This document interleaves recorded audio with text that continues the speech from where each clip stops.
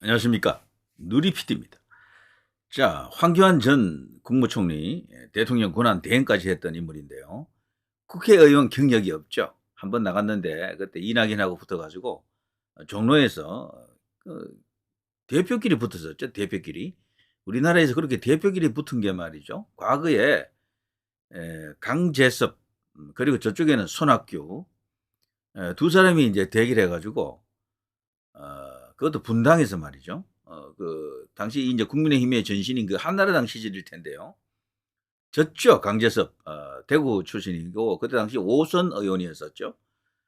이 강재섭 의원은 그 후로 사라졌습니다. 치명적인 패배가 됐었죠. 그게 기억이 나네요. 그때 이제 양당, 주요 정당이 대표끼리 붙은, 정말 빅매치였었죠. 그때 손학규의 아마 전성기가 그때였을 겁니다. 그때부터 그 야권에는 손학규 대세가 이제 한동안 가동이 됐는데 오래 못 갔죠. 결국 친노들에 의해 가지고 무너지더라고요. 그 결국에는.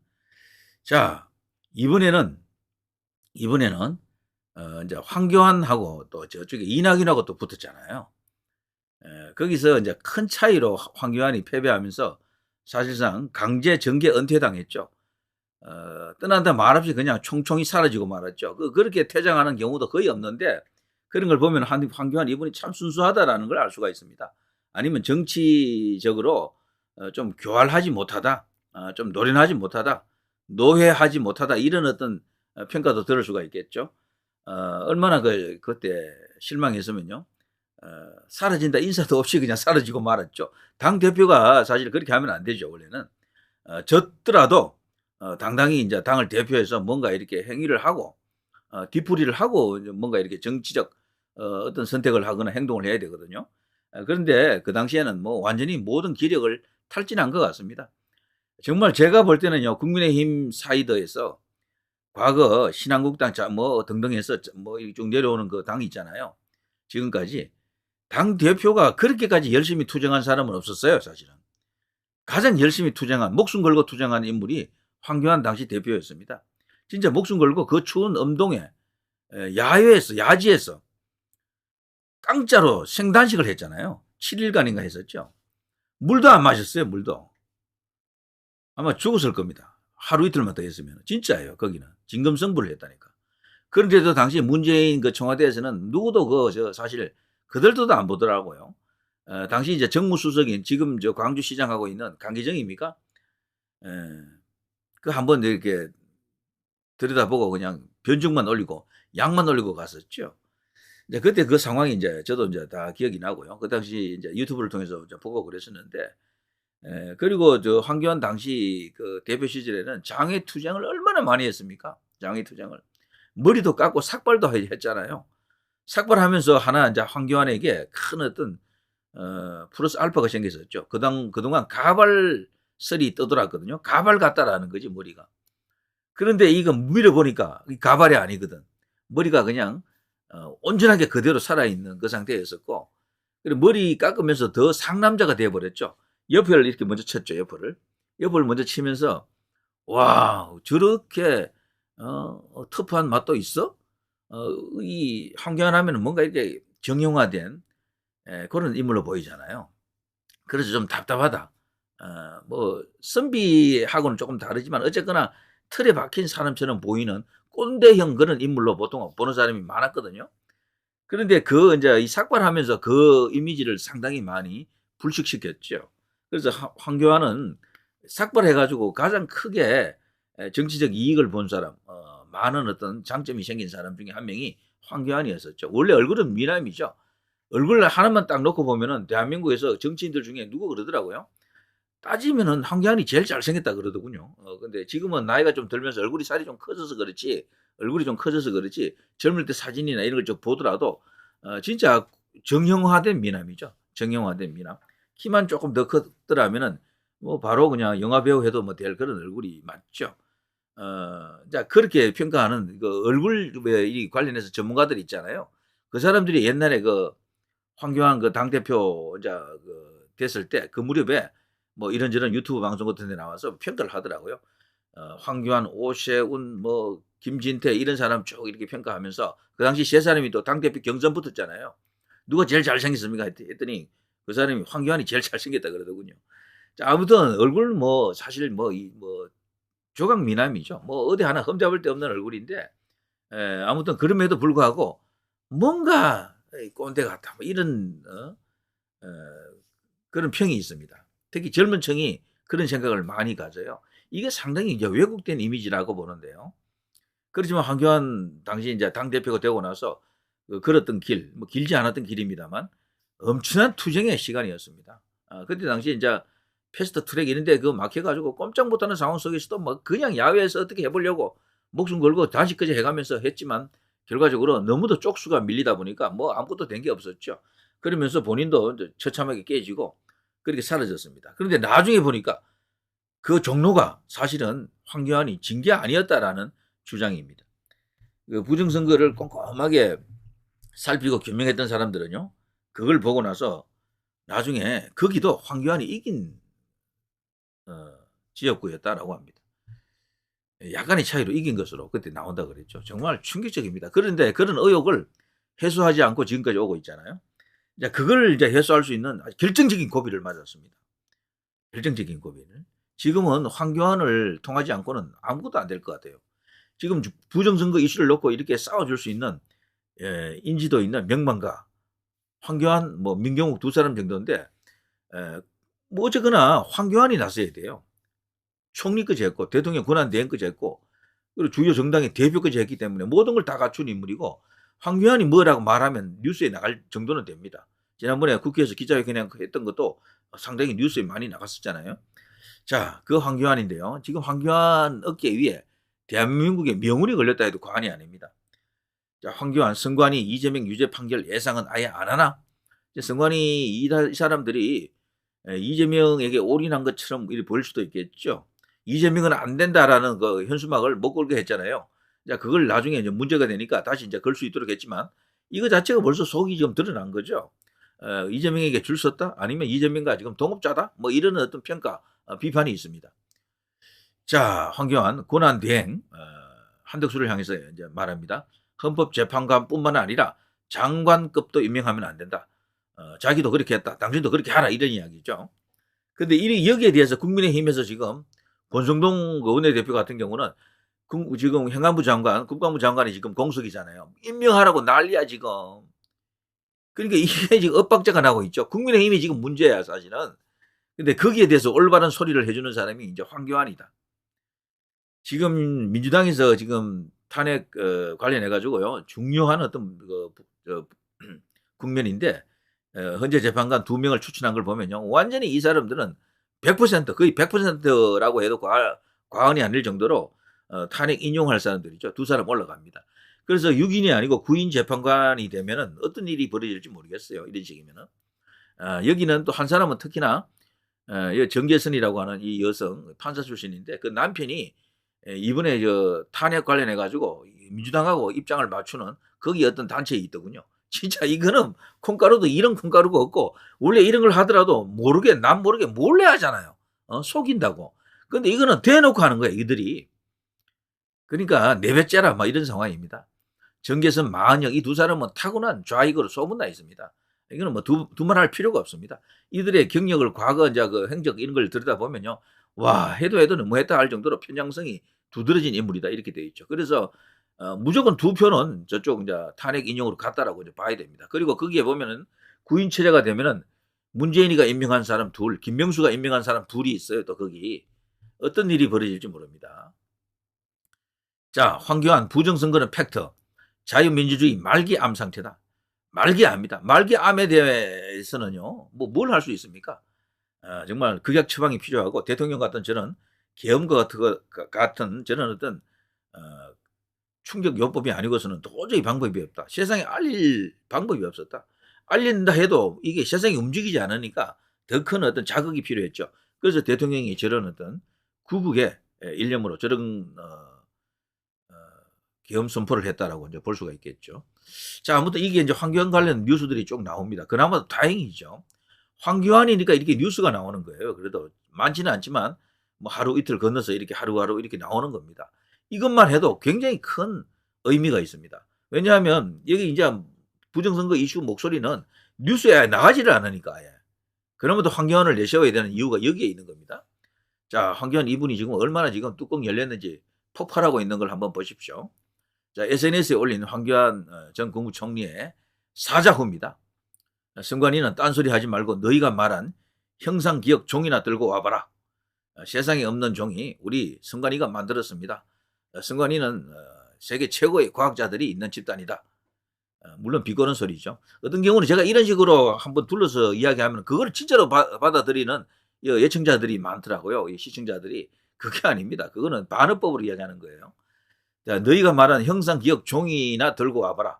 12월 30일 오후 2시 30분 프레스센터 20층으로 기다리고 20층에서 기다리고 있겠다. 못 오죠. 뭐. 그런 종이는 세상에 없습니다. 종이 전문가들이 나와서 여러 명이 벌써 그런 이야기를 하더군요. 그런 종이가 있으면 자신들이 모를 리가 없대. 세상에 그런 종이는 없습니다. 그러더라고요. 자, 황교안 이분이 또 이런 말을 했습니다. 꼼수 부리는 선관위 해체하라. 며칠 전 선관위가 윤 대통령 탄핵을 기정사실화하고 조기 대선을 하게 되면 이재명이 대통령 후보로 나올 것을 전제로 현수막 관련 판정을 내렸던 불상사가 있었습니다. 그런데 이 이재명은 안 된다라고 적은 현수막 개첩을 불허한 것을 두고 비판 여론이 들끓자 어제 12월 23일 다시 이 현수막을 달아도 된다고 허용하는 판정을 내렸습니다. 이런 엉터리들이 어디 있습니까? 아무리 눈 가리고 아웅해도 몸뚱이가 다 드러나 버리지 않았습니까? 저들의 속마음을 다 들켜버린 것입니다. 선관위는 딴소리 하지 말고 어디 너희가 말한 형상기억 종이나 들고 와봐라. 자, 형상기억 종이 이게 지금 어쩌면 제일 강한 메시지가 될 수가 있습니다. 저도 옛날부터 그랬죠. 많은 부정선거의 정황이 드러나 있었지만 그중에서도 한 개가 이렇게 제일 뚜렷한 게 뭐냐. 빳빳한 종이다. 그 묶음, 다발로 된 그거 있잖아요. 그게 제일 확실하다라고 여러 번 이야기했었죠. 자, 중앙선관위 이재명 안 된다. 현수막 오락가락.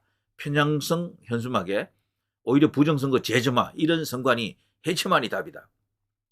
중앙선관위 서버 증거보존 신청을 법원이 기각했다. 역시 법원은 선관위와 한패다. 이거 정말 기가 막힌 일이죠. 기가 막힌. 선거관리위원회 위원장을 판사들이 맡고 있는 것도 문제고요. 중앙선거관리위원회 위원장도 대법관 아닙니까? 이거 자체가 잘못된 거예요. 이거 자체가. 그러니까 한통속이다, 한패다. 자유민주주의를 사수해야 할 법원이 오히려 붕괴시키는 데 앞장서다니. 자, 대북 제재 해제, 종북, 반국가 세력 맞네 맞아. 지난번에 남태령에서 그 트랙터 몰고 온 것들, 농민 헌법 정치, 대북 제재 해제 이런 것을 외쳤습니다. 이들의 정체가 다 드러났죠. 이름에도 불구하고 지금 탄핵 쪽에 서 있는 국민들 정말 완전 깨대가리도 없어도 그렇게 없습니까? 그래서 좌파 탈출은 진영순이다라는 말이 있습니다. 그 사람들은 거대한 착각, 환상, 거짓 속에 들어가 있어요. 우파는 거짓은 아니거든. 그 사람들은 그 선동 왜곡에 전부 다 넘어가 있는 자들입니다. 그 선동 왜곡의 수단들이 너무도 강력했죠. 노조, 정교조, 영화, 드라마, 소설, 시, 뭐 음악, 뭐 무슨 예술 장르 전부 다 그렇게 되어 있습니다. 전부 다 좌경화되어 있어 그래요. 성장하면서 어릴 때부터 그걸 배우고 체득하다 보니까 진짜인 줄 알아 그게.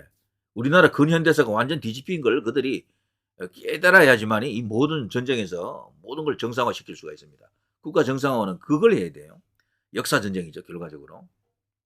자, 그 역사 전쟁에서 저들이 승기를 잡았다고 이제 볼 수가 있는데 지금 이겼죠 사실은.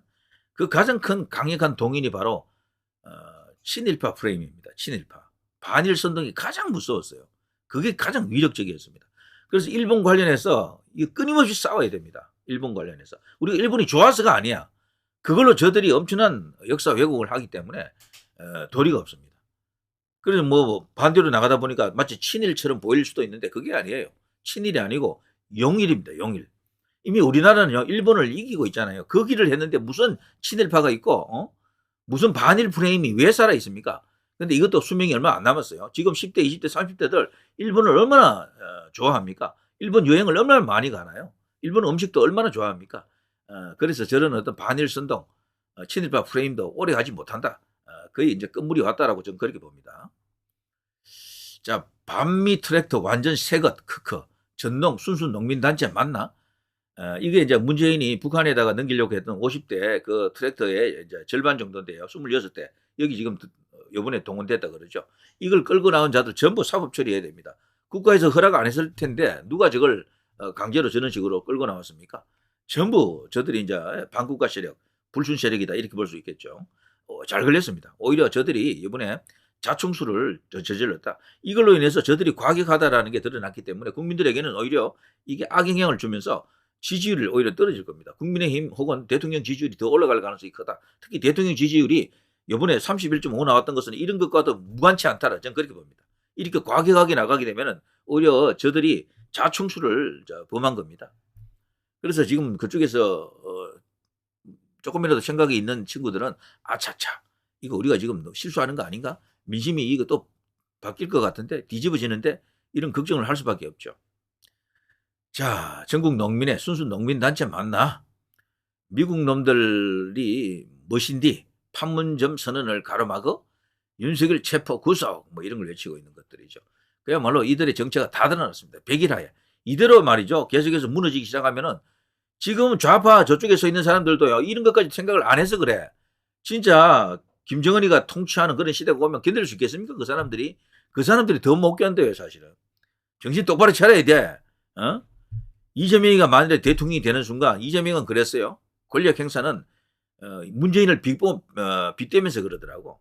문재인 말은 안 했지만요. 권력 행사는 잔인하게 해야 된다. 이렇게 말하더라고요. 그 잔인하게 한다라는 게 무슨 뜻이겠습니까? 문재인이 못한 고려 연방제, 남북 뭐 관련해서 김정은으로 이렇게 어떻게 뭐 유리한 그 국면을 만들어주는 여기 이제 우리나라의 그 성격을 바꾸는 그런 짓을 하겠다라는 것으로 이제 받아들여도 될 것 같습니다. 그러니까 무서운 자다 이렇게 볼 수가 있어요. 그러니까 지금 경기 동부연합뿐 아니고 원탁 A 등등 모든 좌익단체들이 그 뒤에 다 붙어 있습니다. 전부. 그렇게 이제 다들 이야기하고 있어요. 그래서 이거는 문재인의 몇 배 가는 어떤 그런 위험성을 갖고 있는 인물이다 이렇게 봐야 됩니다. 예. 자, 안철수 의원 정신 차리시오. IT 한다는 사람이 아직도 부정선거도 모르고 있나 이런 식으로. 그야말로 이제 황교안의 사자입니다. 자, 황교안 같은 이런 사람조차도 없었더라 그러면요. 이번에 윤 대통령 계엄 선포한 것은 그냥 뭐 완전히 이제 역공당에서 궁지에 몰려가지고 아무것도 안 될 수도 있었어요, 진짜. 왜냐하면 지금까지 뭔가 이렇게 뚜렷한 근거가 있고 하면 나와야 되거든요. 아직도 전혀 나오지 못하고 있고 그걸 발표할 국가기관도 없어요. 그 중요한 국가기관의 수장들이 전부 목이 다 날아갔어, 전부. 그래서 그 밑에 있는 부하들이 그걸 할 수가 없습니다. 대통령 본인이 이제 직접 재판 과정에서 그걸 언급할 수는 있겠지만 이제 그것만을 보고 있기에는 조금 그렇잖아요. 그래서 다른 어떤 동력이 필요했는데 그 중심에 설 수 있는 인물이 황교안 전 국무총리다 이렇게 볼 수가 있습니다. 지금 이 국면에서는 좌우지간 황교안을 리더로 세워야 됩니다. 이번에 그래서요 비대위원장으로 정말 추천도 하고 그랬는데 결국 안 됐죠. 권영세가 되고 말았죠. 그래서 결국에는 국민의힘과는 별개로 움직일 수밖에 없습니다. 자, 그래서 지금 많이 확산됐어요. 그래도 젊은 친구들이 있는 그 인터넷 커뮤니티에서 부정선거 이슈가 활발하게 지금 거론되고 있습니다. 그래서 이것들이 나중에 소기에 결과물로 성과물로 나타날 수도 있다. 이런 희망을 갖는 거죠. 자, 황교안 보면 볼수록이죠. 과거에는 너무도 저평가되었다. 왜곡된 시선으로 많이 봤던 거죠. 이분만큼 투쟁력 있는 사람도 없었어요, 사실은. 그리고 박근혜 대통령 탄핵 관련해서 박근혜 대통령을 자꾸 뭐 어떻게 탄핵시키는데 일조했다고 뭐 뒤에서 뭐냐 등을 쳤다. 뭐 배신자다 이런 어떤 이야기를 하는 사람이 있는데 그거 제가 볼 때 오해예요, 오해. 그런 주장을 일정 부분만 갖고 자꾸 그래서 왜곡해서 그런데 그렇지 않습니다. 그게 맞다 그러면요. 지난번 박근혜 대통령 몇 년 전에 2년 전인가 그 생신 때 말이죠. 그게 그 나름대로 한상 차려서 갖고 갔잖아요. 이 황교안 대표가. 다른 사람들도 그때 갔었거든. 근데 안 받아들이고 황교안 이 전 총리 거만 받았다고요. 달성에 있는 박 대통령 사저에서. 그게 무엇을 뜻하겠습니까? 그러니까 그동안 카드라 있었죠. 황교안이 박근혜 대통령을 배신했다. 이거는 잘못된 이야기로 저는 생각합니다. 자, 누리 PD 김준혜였습니다.